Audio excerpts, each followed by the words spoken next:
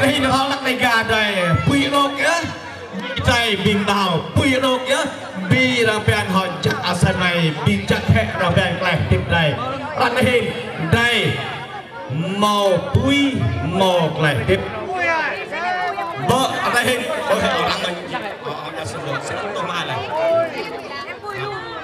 จุ๊มาหลังกีบะ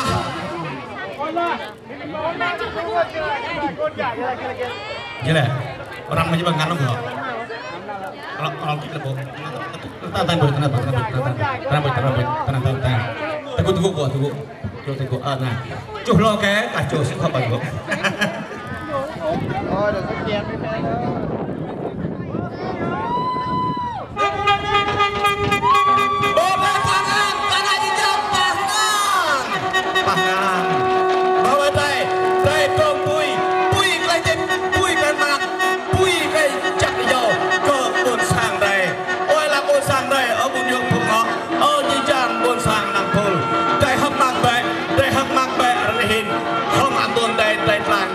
mọi cái hình cái dạng ăn cái chân ăn là ăn cái dương thì đặc lạc này hình lẽ cờ ta là hình lẽ cờ nhập nộp cho nên chính cái chặt dầu và cái đừng lành bao của tôi này đó phải chặt dầu buôn sang đây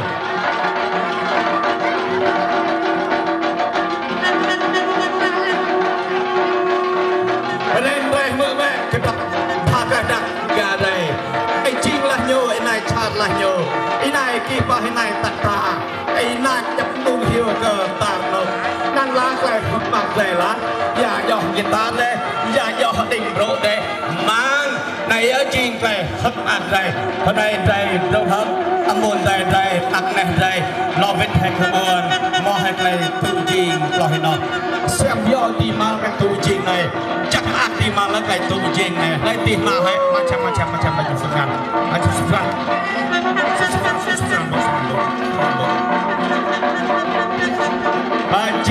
chinh chưa chinh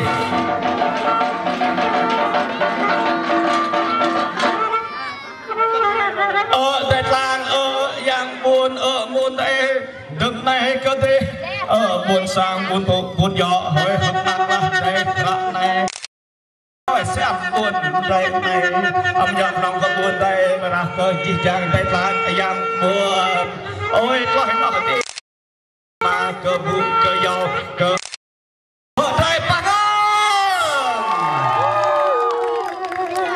bác hình chị chàng đây Việt Nam thưa tất cả quý vị khách quý, thưa tất cả quý vị anh em cùng xóm và tất cả mọi người.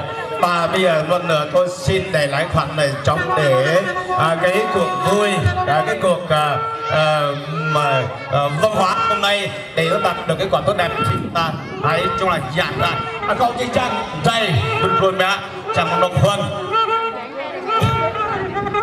Chị chàng Ngọc Huân, chị chàng luôn, chị chàng luôn. Xin mời tất cả mọi người, xin mời tất cả mọi người. Mã Sơn Thề, Lộc Văn Hải, Ngọc Lộc Đa, Mã Sơn Thề. Mã Sơn Thề, hai mươi đây. Lên, một sao. Tươi tiền đó. Hôm nay đột xoay. Đột xoay ơi, này đột ở bên hất ở bên cầm đây, hất ở bên hất.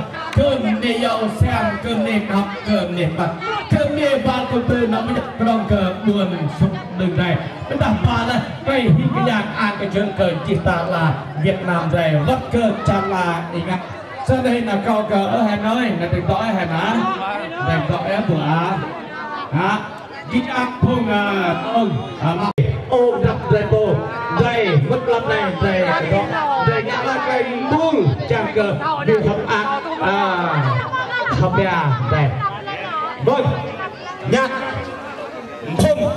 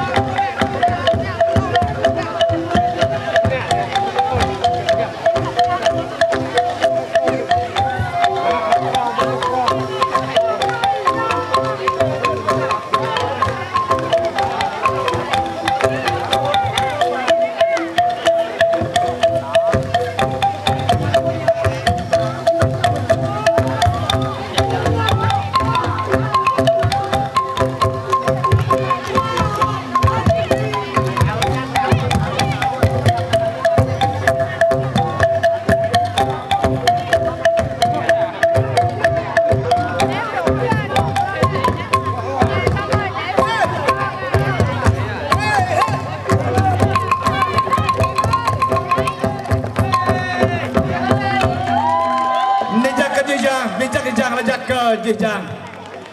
San lom dong dahin adalah mukle denda. Đinh tạc ta ya thao lùi hệ. Đinh tạc ta gặp vực gặp và mò hại. Đinh tạc ta.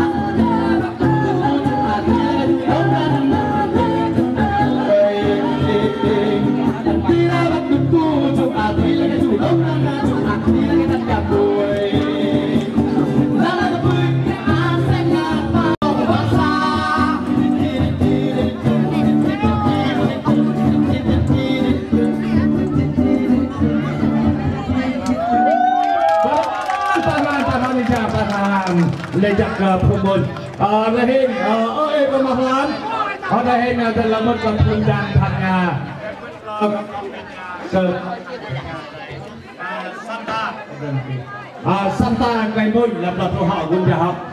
Santa họ đại ca đi cọc cả mà giá đi cọc này thì tất cả đó này đại buôn đại tình để ca cho nên để mượn đấy họ mình cái nào sang nào để mà tốt ở đây tốt ở đây đó sang đây hội Santa Cây ai thì mà làm gì không ác thôi dân thoát phun rô.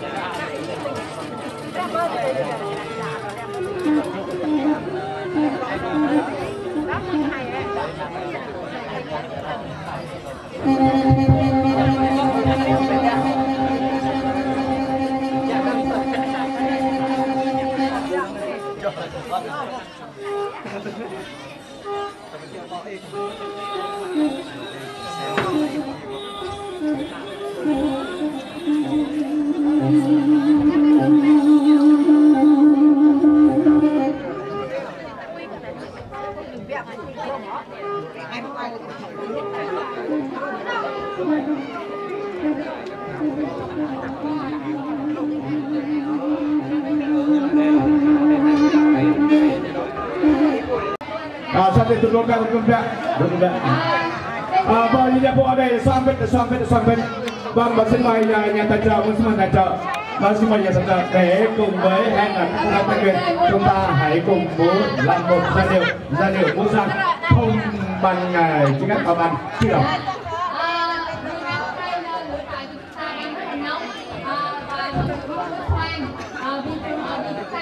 Gần như vậy thành ra là mình không đủ không gian, còn là chúng ta lùi xuống một tí ở ví dụ như là bên cánh tay trái của hai người có thể lùi xuống một tí cho hai người mà. Vâng, tất cả bầu trời chúng ta hãy lùi lại hai bước nhé. Vâng, và bây giờ ông ơi cho hết tụi cái này rồi. Bên chắc hoa đây đi vào đây, phun bồn sàn về phía này. Phía hoa đây là hả? Lùi xuống một tí nữa. Boleh tôi sambut. Boleh, nada, kita. Lah ngapa plong này. Plong này.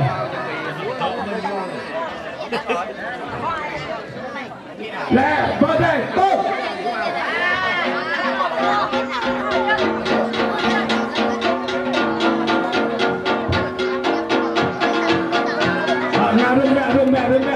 Rương mẹ.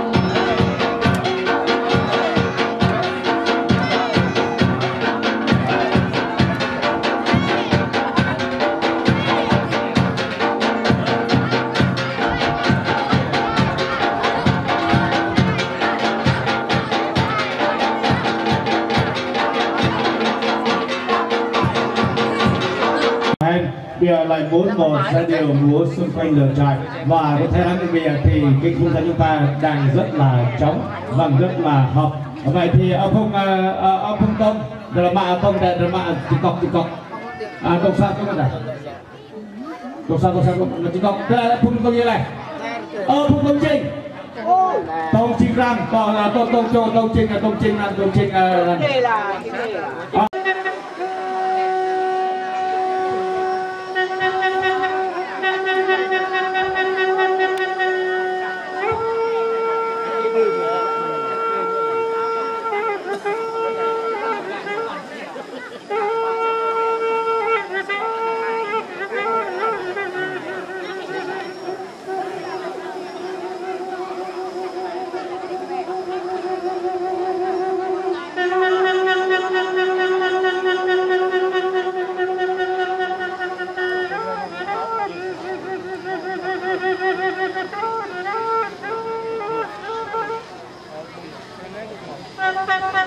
Thank you.